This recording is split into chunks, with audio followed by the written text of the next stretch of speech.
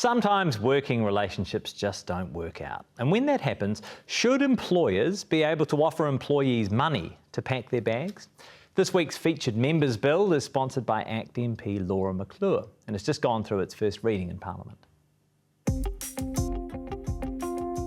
Hi, I'm Laura McClure. I'm the ACT Party list member based down in Christchurch, and I am our SME spokesperson.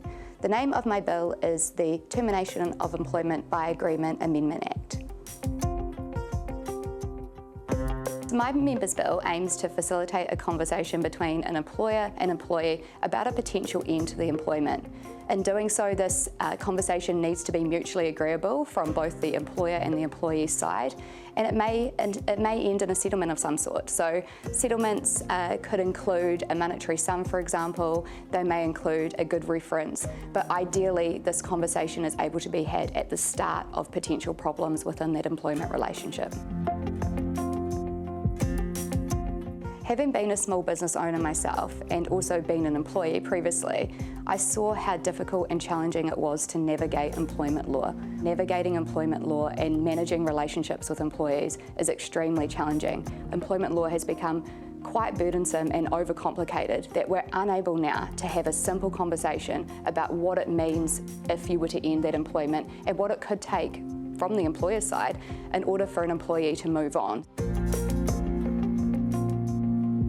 Employers are basically using the likes of redundancy, restructure, or they're putting people through performance review when they know what that outcome is going to be. And that is extremely stressful and quite dehumanising for an individual that knows something is not right here. I know that, I'm being made redundant, but it may not be, it may be something to do with me, but the process is, that I've got to stay within this job while we go through this restructure process.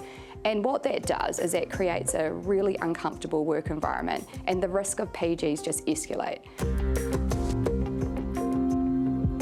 Nearly everybody that I've spoken to that has been through this process has indicated to me, had their employer had a conversation with them about why they wanted to move them on and offered them a sum of money in order to do so, they would have taken it. Even engaging in this conversation needs to be mutually agreeable. So employee can actually say, no, I don't want to have that conversation, I don't want to engage. So in some way, employee holds quite a lot of power in that. The other thing is these agreements can have union representation, lawyers' eyes over them, employment advocacy, for example, to make sure that the agreement is in fact a really good deal for the employee. All the other Employment Relation Act 2000 obligations still apply and are still there to protect the employee should an employer act inappropriately, for example, or break the law.